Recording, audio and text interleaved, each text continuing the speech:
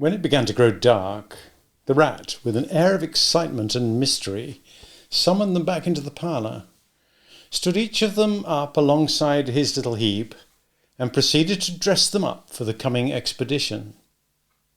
He was very earnest and thoroughgoing about it, and the affair took quite a long time. First there was a belt to go round each animal, and then a sword to be stuck into each belt, and then a cutlass on the other side to balance it, and then a pair of pistols, a policeman's truncheon, several sets of handcuffs, some bandages and sticking plaster, and a flask and a sandwich case. The badger laughed good-humouredly and said, "All right, Ratty, it amuses you and it doesn't hurt me. I'm going to do all I've got to do with this here stick." But the rat only said, "Please, Badger, you know I shouldn't like you to blame me afterwards and say that I'd forgotten anything." When all was quite ready, the badger took a dark lantern in one paw, grasped his great stick with the other, and said, "Now then, follow me. Mole first, 'cause I'm very pleased with him. Rat next, Toad last. And look here, Toady, don't you chatter so much as usual, or you'll be sent back as sure as fate." The Toad was so anxious not to be left out that he took up the inferior position assigned to him without a murmur, and the animals set off. The badger led them along by the river for a little way, and then suddenly swung himself over the edge into a hole on the river bank, a little above the water. The mole and the rat followed silently, swinging themselves successfully into the hole, as they had seen the badger do. But when it came to Toad's turn, of course he managed to slip and fall into the water with a loud splash and a squeal of alarm. He was hauled out by his friends, rubbed down, wrung out hastily, comforted, set on his legs. But the badger was seriously angry, told him that the very next time he made a fool of himself, he would most certainly be left behind. So at last they were in the secret passage, and the cutting out expedition had really begun. It was cold, and dark, and damp, and low, and narrow, and poor Toad began to shiver, partly from dread of what might be before him, and partly because he was wet through. The lantern was far ahead. He could not help lagging behind a little in the darkness. Then he heard the rat call out warningly, "Come on, Toad!" and a terror seized him of being left behind, alone in the darkness, and he came on with such a rush that he upset the rat into the mole, and the mole into the badger, and for a moment all was confusion.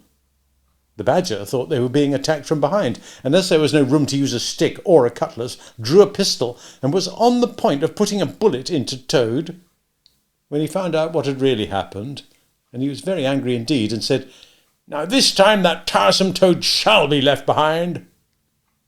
The Toad whimpered, and the other two promised that they would be answerable for his good conduct, and at last the badger was pacified, and the procession moved on, only this time the rat brought up the rear, with a firm grip on the shoulder of Toad. So they groped and shuffled along, with their ears pricked up, and their paws on their pistols, till at last the badger said, "We ought by now to be pretty nearly under the hall." Then suddenly they heard, far away as it might be, and yet apparently nearly over their heads, a confused murmur of sound, as if people were shouting and cheering and stamping on the floor and hammering on tables. The Toad's nervous terrors all returned, but the badger only remarked placidly, "They are going at it, the weasels." The passage now began to slope upwards. They groped onward a little further, and then the noise broke out again, quite distinct this time, and very close above them. "Hooray! Hooray! Hooray! Hooray!" they heard, and the stamping of little feet on the floor, and the clinking of glasses as little fists pounded on the table. "What a time they're having," said the badger. "Come on."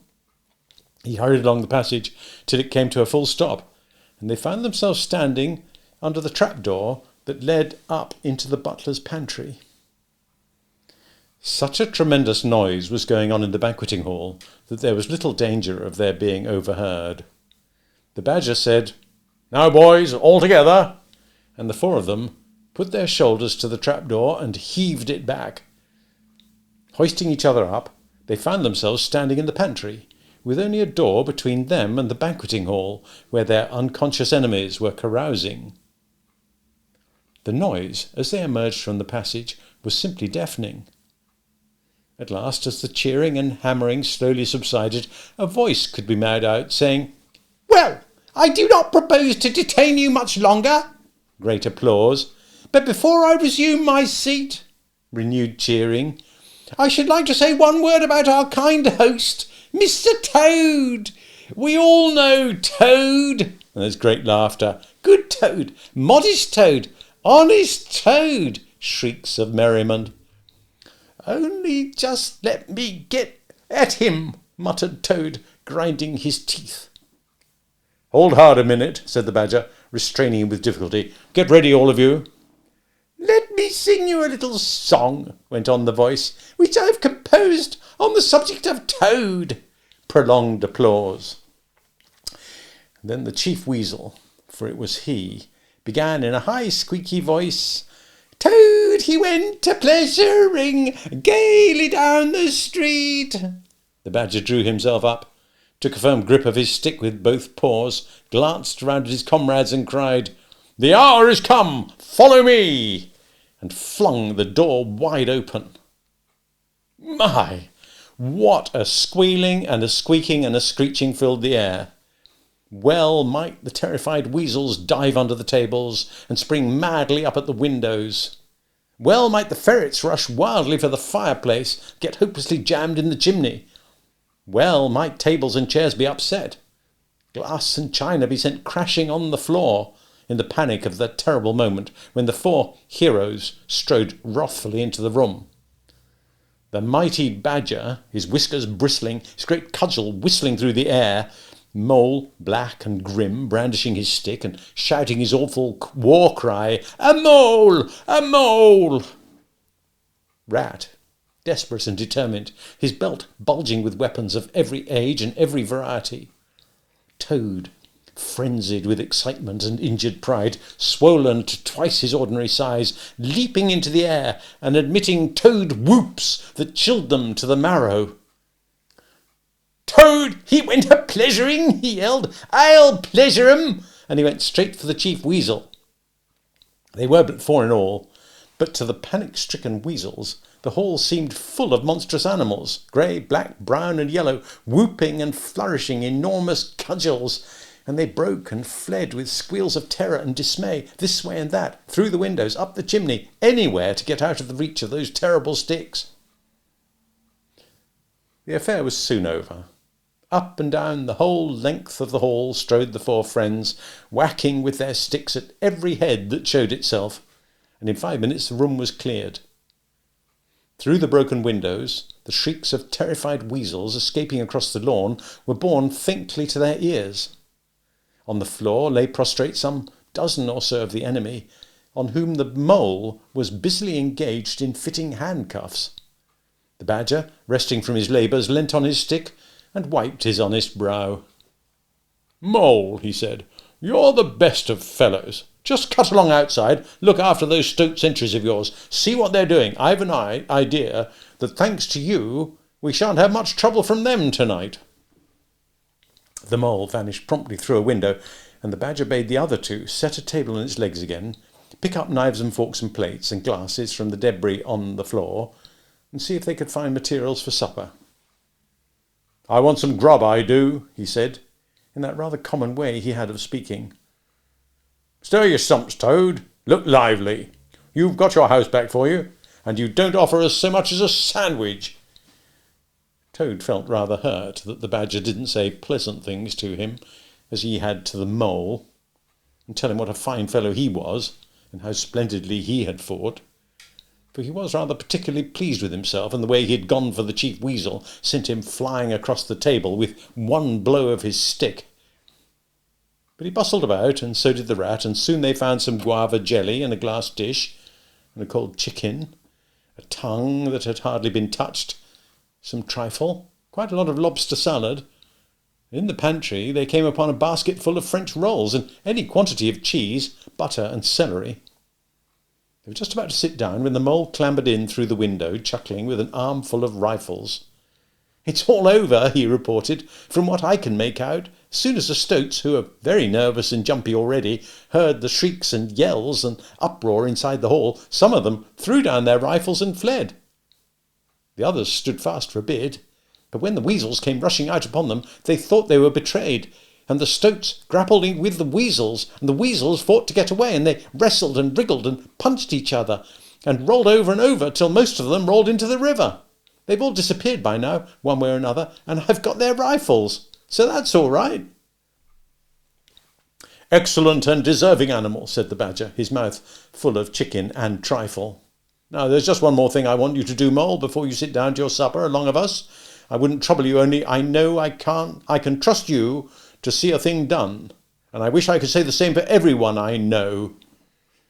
I'd send Rat if he wasn't a poet. I want you to take those fellows on the floor there upstairs with you, and have some bedrooms cleaned out and tidied up and made really comfortable. See that they sweep under the beds, and put clean sheets and pillowcases on, and turn down one corner of the bedclothes, just as you know it ought to be done. Have a can of hot water and clean towels and fresh cakes of soap put in each room, and then you can give them a licking apiece. If it's any satisfaction to you, put them out by the back door. We shan't see any more of them, I fancy. And then come along and have some of this cold tongue. It's first rate. I'm very pleased with you, Mole." The good-natured Mole picked up a stick, formed his prisoners up in a line on the floor, gave them the order, "Quick march!" and led his squad off to the upper floor. After a time he appeared again, smiling, so that every room was ready and as clean as a new pin. "And I didn't have to lick them either," he added.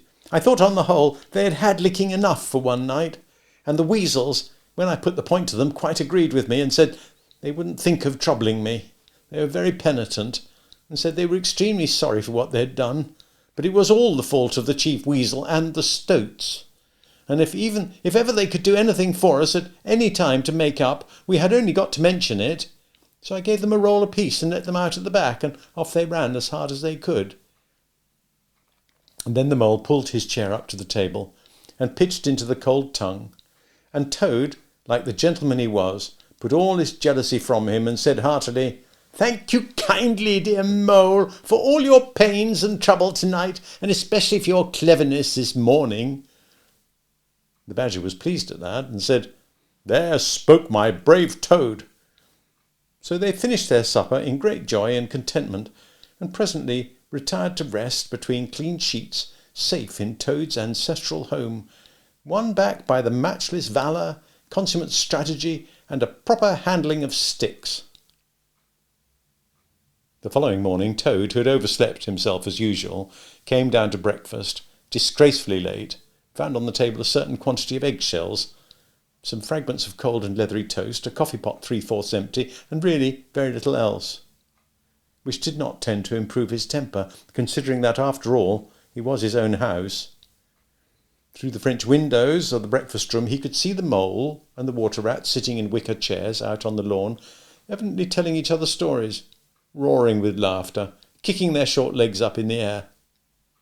The Badger, who was in an armchair and deep in the morning paper, merely looked up and nodded when Toad entered the room. But Toad knew his man, so he sat down and made the best breakfast he could, merely observing to himself that he'd get square with the others sooner or later. When he'd nearly finished, the Badger looked up and remarked rather shortly, "I'm sorry, Toad, but I'm afraid there's a heavy morning's work in front of you. You see, we really ought to have a banquet at once to celebrate this affair. It's expected of you. In fact, it's the rule." "Oh, all right," said the Toad readily. "Anything to oblige. Though why on earth you should want to have a banquet in the morning I can't understand. But you know, I do not live to please myself, but merely to find out what my friends want, and then try and arrange it for 'em, you dear old Badger." "Don't pretend to be stupider than you really are," replied the Badger crossly, "and don't chuckle and splutter in your coffee while you're talking. It's not manners. What I mean is, the banquet will be at night, of course, but the invitations will have to be written and got off at once, and you've got to write 'em. Now sit down at that table. There's stacks of letter paper on it, with Toad Hall at the top in blue and gold, and write invitations to all our friends. And if you stick to it, we shall get them out before luncheon. And I'll bear a hand too and take my share of the burden. I'll order the banquet." "What?" cried Toad, dismayed. "Me stop indoors and write a lot of rotten letters on a jolly morning like this, when I want to go around my property and set everything and everybody to rights and swagger about and enjoy myself? Certainly not. I'll see you. Stop a minute, though. Of course, dear Badger. What is my pleasure or convenience compared to that of others? You wish it to be done, and it shall be done. Go, Badger, order the banquet, and do what you like. Then join our young friends outside in their innocent mirth, oblivious of me and my cares and toils. I sacrifice this fair morning on the altar of duty and friendship." The Badger looked at him very suspiciously, but Toad's frank, open countenance made it difficult to suggest any unworthy motive in his change of attitude. He quitted the room accordingly in the direction of the kitchen, and as soon as the door had closed behind him, Toad hurried to the writing table. A fine idea had occurred to him while he was talking. He would write the invitations, and he would take care to mention the leading part he had taken in the fight, and how he had laid the chief weasel flat, and he'd hint at his adventures and what a career of triumph he had to tell about. And on the fly-leaf he'd set out a sort of programme of entertainment for the evening, something like this, as he sketched it out in his head. Speech by Toad. There'll be other speeches by Toad during the evening. Address by Toad. Synopsis. Our prison system, the waterways of the Old England, horse dealing and how to deal, property, its rights and its duties, back to the land, a typical English squire. Song by Toad, composed by himself. Other compositions by Toad will be sung in the course of the evening by the composer. The idea pleased him mightily, and he worked very hard and got all the letters finished by noon, at which hour it was reported to him that there was a small and rather bedraggled weasel at the door, inquiring timidly whether he could be of any service to the gentleman. Toad swaggered out and found that it was one of the prisoners of the previous evening, very respectful and anxious to please. He patted him on the head, shoved the bundle of invitations into his paw, told him to cut along quick and deliver them as fast as he could, and if he liked to come back again in the evening, perhaps there might be a shilling for him, or again perhaps there mightn't. The poor weasel seemed really quite grateful and hurried off eagerly to do his mission. When the other animals came back to luncheon, very boisterous and breezy after a morning on the river, the mole, whose conscience had been pricking him, looked doubtfully at Toad, expecting to find him sulky or depressed. Instead, he was so uppish and inflated that the mole began to suspect something, while the rat and the badger exchanged significant glances. As soon as the meal was over, Toad thrust his paws deep into his trouser pockets, remarked casually, "Well, look after yourselves, you fellows. Ask for anything you want," and was swaggering off in the direction of the garden, where he wanted to think out an idea or two for his coming speeches, when the rat caught him by the arm. Toad rather suspected what he was after and did his best to get away, but when the badger took him firmly by the other arm, he began to see that the game was up. The two animals conducted him between them into the small smoking room that opened out of the entrance hall, shut the door, and put him into a chair. And then they both stood in front of him, while Toad sat silent and regarded them with much suspicion and ill humour. "Now look here, Toad," said the rat. "It's about this banquet, and I'm sorry to have to speak to you like this, but we want you to understand clearly, once and for all, that there are going to be no speeches and no songs. Try and grasp the fact that on this occasion we're not arguing with you, we're just telling you." Toad saw that he was trapped. They understood him. They saw through him. They'd got ahead of him. His pleasant dream was shattered. Mayn't I sing them just one little song?" he pleaded piteously. "No, not one little song," replied the rat firmly, though his heart bled as he noticed the trembling lip of the poor disappointed Toad. "It's no good, Toady, you know. We know well that your songs are all conceit and boasting and vanity, and your speeches are all self-praise and gross exaggeration and gas," put in the Badger in his common way. "It's for your own good, Toady," went on the Rat. "You know you must turn over a new leaf sooner or later, and now seems a splendid time to begin. A sort of turning point in your career. Please don't think that saying all this doesn't hurt me more than it hurts you." Toad remained a long while plunged in thought. At last he raised his head, and the traces of strong emotion were visible on his features. "You have conquered, my friends," he said in broken accents. "It was, to be sure, but a small thing that I asked, merely leave to blossom and expand for yet one more evening, to let myself go and hear the tumultuous applause that always seems to me somehow to bring out my best qualities. However, you're right, I know, and I am wrong. Henceforth I will be a very different Toad. My friends, you shall never have occasion to blush for me again. But oh dear, this is a hard world." And pressing his handkerchief to his face, he left the room with faltering footsteps. "Badger," said the Rat, "I feel like a brute. I wonder what you feel like." "Oh, I know," said Badger gloomily, "but the thing had to be done. This good fellow has got to live here, and hold his own, and be respected. Would you have him a common laughing-stock, mocked and jeered by stoats and weasels?" "Of course not," said the Rat. "And talking of weasels, it's lucky we came upon that little weasel just as he was setting out with Toad's invitations. I suspected something from what you told me, and had a look at one or two, and they were simply disgraceful. I confiscated the lot, and the good mole is now sitting in the blue boudoir, filling up plain, simple invitation cards." At last the hour for the banquet began to draw near, and Toad, who on leaving the others had retired to his bedroom, was still sitting there, melancholy and thoughtful. His brow resting on his paw, he pondered long and deeply. And gradually his countenance cleared, and he began to smile, long, slow smiles. Then he took to giggling in a shy, self-conscious manner. At last he got up, locked the door, drew the curtains across the windows, collected all the chairs in the room, and arranged them in a semicircle, and took up his position in front of them, swelling visibly. Then he bowed, coughed twice, and letting himself go with uplifted voice, he sang to the enraptured audience that his imagination so clearly saw Toad's last little song.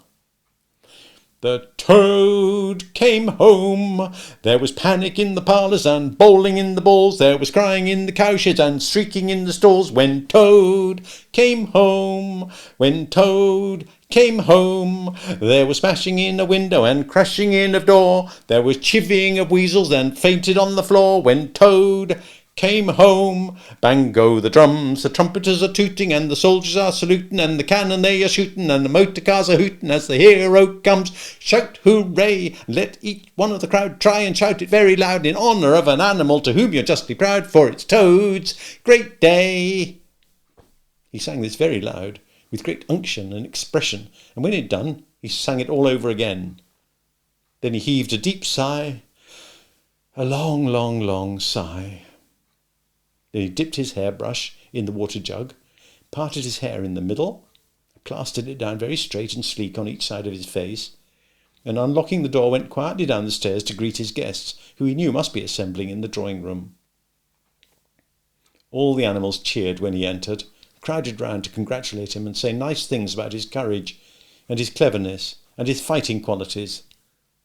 But Toad only smiled faintly and murmured, "Not at all," or sometimes for a change, "On the contrary."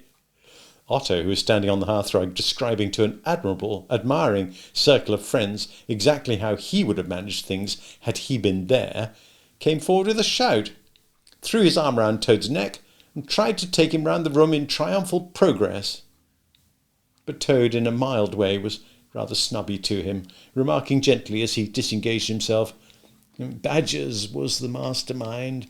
The Mole and the Water Rat bore the brunt of the fighting. I merely served in the ranks and did little or nothing." The animals were evidently puzzled and taken aback by this unexpected attitude of his, and Toad felt, as he moved from one guest to the other, making his modest responses, that he was an object of absorbing interest to everyone. The Badger had ordered everything of the best, and the banquet was a great success. There was much talking and laughter and chaff among the animals, but through it all Toad, who of course was in the chair, looked down his nose and murmured pleasant nothings to the animals on either side of him. At intervals he stole a glance at the Badger and the Rat, and always when he looked they were staring at each other with their mouths open, and this gave him the greatest satisfaction. Some of the younger and livelier animals, as the evening wore on, got to whispering to each other that things were not so amusing as they used to be in the good old days, and there were some knockings on the table and cries of "Toad! Speech! Speech from Toad! Song! Mr. Toad's song!" But Toad only shook his head gently, raised one paw in mild protest, and by pressing delicacies on his guests, by topical small talk, and by earnest inquiries after members of their family not yet old enough to appear at social functions, managed to convey to them that this dinner was being run on strictly conventional lines. He was indeed an altered Toad.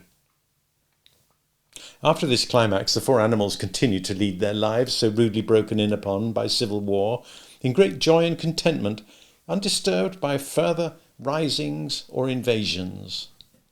Toad, after due consultation with his friends, selected a handsome gold chain and locket set with pearls, which he dispatched to the gaoler's daughter with a letter that even the Badger admitted to be modest, grateful and appreciative.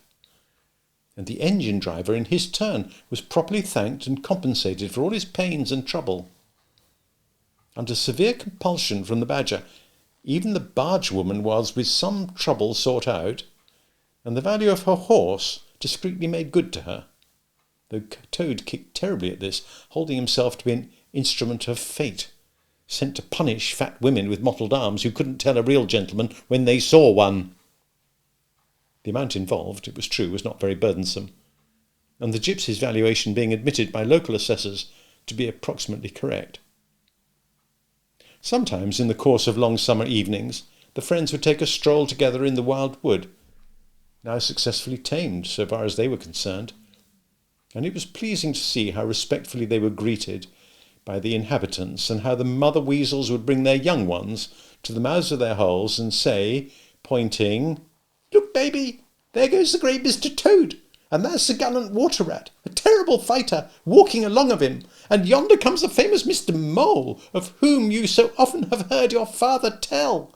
But when their infants were fractious and quite beyond control, they would quiet them by telling how, if they didn't hush them and not fret them, the terrible grey Badger would get up and get them." This was a base libel on Badger, who, though he cared little about society, was rather fond of children, but it never failed to have its full effect.